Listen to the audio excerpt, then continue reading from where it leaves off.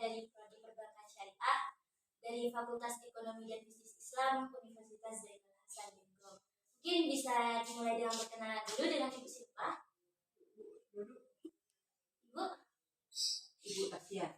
Mbak Devalia. Baik. Maksud kedatangan saya ke sini yaitu untuk memperkenalkan sedikit tentang BMT Kampus Unza, kampus di mana saya menjalani pendidikan saat ini. Mungkin saja dengan adanya kegiatan ini bisa mengedukasi mbak-mbak dan ibu-ibu sekalian untuk mengetahui sedikit banyak tentang lembaga keuangan syariah, atau mungkin juga suatu saat berminat untuk menabung di BMT Unza milik sekolah kami. Baik, mungkin Ibu bisa baca dan pahami terlebih dahulu seputar kampus BMT kampus kami. Di sini kampus kami memiliki BMT, Baitul Mal wa Tamwil. Nah, di sini juga ada ya Bu, BMT dikerucutkan ya.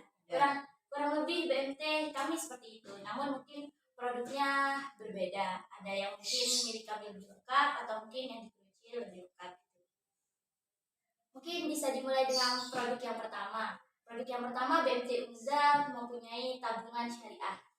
Di mana tabungan syariah itu maksudnya seperti tabungan pada umumnya, namun karena ini berbasis syariah sehingga bebas dari riba atau yang biasa dikenal dengan bunga ya Bu ya. Karena mungkin dalam Islam juga sudah dikenal bahwa riba itu tidak diperbolehkan karena dianggap merugikan. Sehingga sebagai gantinya, akad yang digunakan dalam sistem tabungan ini ada dua, yaitu wadiah atau titipan, dan yang kedua adalah mudharabah atau bagi hasil. Kalau yang titipan itu disarankan untuk dana yang mungkin hanya akan ditabungkan untuk jangka waktu pendek, di mana nasabah atau pihak yang menabung atau baitul mal kami menyebutnya ya, pemilik dana itu tidak akan mendapatkan bagi hasil apapun, namun dananya juga tidak akan dipotong sepeser pun. Jadi dananya tetap lengkap sejumlah yang ditabungkan waktu itu. Lalu yang kedua, mudharabah atau bagi hasil, di mana dana yang mungkin ibu-ibu nanti tabungkan itu akan dioperasikan oleh pihak BMT, dan kemudian keuntungan yang didapatkan oleh BMT akan dibagi hasilkan dengan bapak ibu sebagai pemilik, dengan ibu-ibu sebagai pemilik dananya. Nah, bagaimana pembagian keuntungannya nanti sesuai dengan nisbah atau persentase keuntungan yang sudah disepakati. Nah, caranya mudah, cukup mendaftarkan saja ke BMT, mengisi formulir, membawa KTP.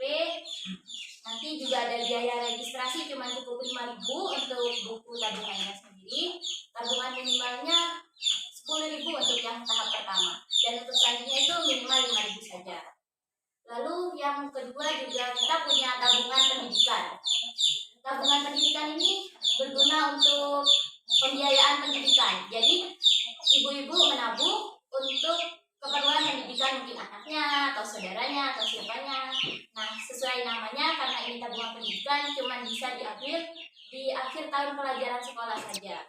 Saat kenaikan. Ya. Karena memang kan dikhususkan untuk keperluan itu saja gitu. Nah, untuk setoran awalnya dan setoran selanjutnya itu minimum 50.000. Kami juga punya apa itu Bu? Kita punya program beasiswa. Namun ada ketentuannya, mungkin Ibu bisa lihat di situ ketentuannya untuk yang bisa mendapatkan beasiswa.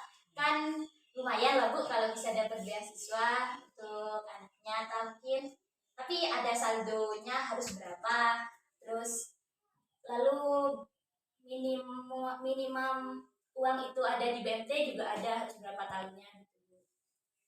Nah, lalu yang selanjutnya kita punya tabungan ziarah. Tabungan ziarah ya kurang lebih juga tabungan, namun untuk kepentingan yang sudah ditentukan.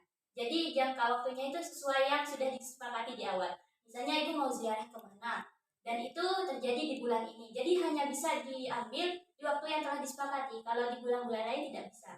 Sedangkan tabungan yang awal, tabungan yang syariah itu bisa diambil sewaktu-waktu, kapan saja bisa diambil. Sesuai kebutuhan. Ya, bisa setor kapan saja, bisa ambil kapan saja. Namun kalau untuk pendidikan bisa diambil pas kenaikan kelas itu. Sedangkan untuk yang ziarah, ketika mungkin sudah hampir mendekati kegiatan yang akan dilaksanakan gitu. juga sama, biaya administrasinya hanya 5.000. Lalu keluar dari produk tentang tabungan, kita punya produk deposito. Deposito syariah. Deposito syariah itu maksudnya uang yang disetorkan oleh nasabah atau sohibul mal nanti itu akan diproyeksikan atau digunakan untuk investasi berjangka waktu tertentu yang disediakan oleh BMT kami itu jangka waktu 3 bulan, 6 bulan, 9 bulan, 12 bulan. Maksudnya kalau kita menabung, dana bisa diambil kapan saja kan ya Bu? Sedangkan kalau deposito itu waktu pengambilannya harus sesuai waktu yang telah ditentukan, disepakati. Kalau misalnya Anda sudah menetapkan waktu 6 bulan, uang tersebut hanya bisa diambil waktu 6 bulan. Namun, sebagai barang buktinya, nanti akan ada yang namanya biljet deposito. Maksudnya itu sebagai tanda bahwa Anda memiliki deposito di BMT kami. Nah, setiap bulannya akan ada bagi hasil yang masuk ke rekening atau ke deposito ibu itu. Lalu, oh iya, ada dana minimumnya juga. Harus minimum 500.000 baru bisa didepositokan. Lalu produk yang selanjutnya kita juga punya murabahah. Murabahah itu akad untuk jual beli barang di mana BMT selaku pihak yang akan mendanai pemberian itu akan memberitahukan kepada ibu atau nasabah bahwa berapa sih harga barang itu kita dapatkan dan berapa margin yang kita mau. Maksudnya jika misalnya ibu ingin beli laptop untuk anaknya, harganya itu 5 juta mungkin ya Bu. Nah, di situ pihak bank akan menyetujui untuk membiayai pembelian laptop tersebut. Namun bank juga akan menyebutkan bahwa BMT maunya dapat margin atau keuntungannya 1 juta. Sehingga biaya pokoknya 5 juta akan ditambahkan dengan 1 juta keuntungannya yang akan diambil oleh BMT. Ya, tapi harus melalui kesepakatan dua belah pihak dulu Bu. Maksudnya itu ridho sama ridho gitu. Jadi tidak ada yang berat sebelah. Nah, setelah diputuskan 6 juta, misalnya nanti akan dibagikan sesuai jangka waktu yang ditentukan. Misalnya 6 juta itu dalam kurun waktu 10 bulan. Jadi 1 bulannya berarti sekitar 600.000. Nah, begitu biaya yang harus dibayarkan. Namun bedanya itu dengan bank-bank pada umumnya. Harus tahu dulu berapa marginnya, berapa harga perolehannya. Lalu yang produk yang selanjutnya itu kita juga punya pembiayaan mudharabah. Kalau di bank umum biasanya kita sebut pinjaman ya. Namun kalau di BMT karena ini sistemnya syariah tidak ada yang namanya meminjamkan. Namun adanya itu adalah financing atau dibiayai atau membiayai. Jadi kami pihak bank akan membiayai saudara atau nasabah yang membutuhkan dana untuk usahanya. Namun akan kita lihat dulu nantinya usaha itu bisa berjalan atau tidak. Sehingga kan pastinya juga tidak mau kita mengharapkan keuntungan ya Bu. Jadi harus melalui proses-proses untuk bisa dibiayai terlebih dahulu. Lalu setelah dibiayai, nanti kita akan membuat kesepakatan berapa nisbah yang akan kita bagi hasilkan. Misalnya, ibu butuh biaya usaha sekitar 2 juta.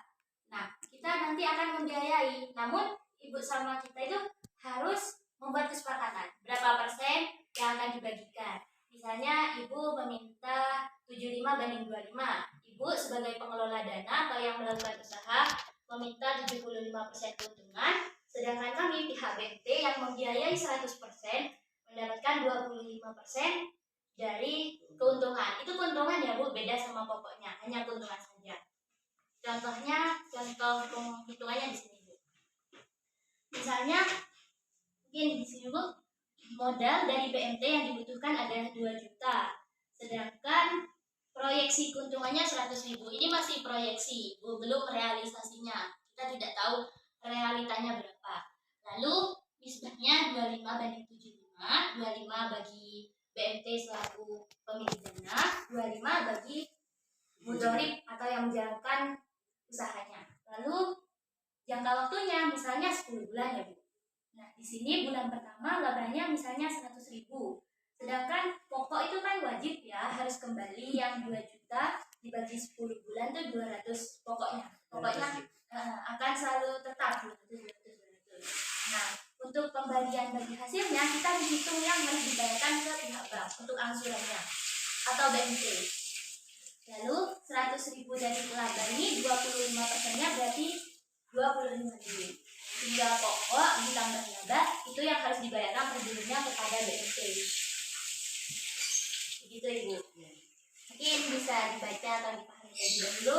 Kalau memang ada yang kurang mengerti, mungkin bisa ditanyakan dari saya.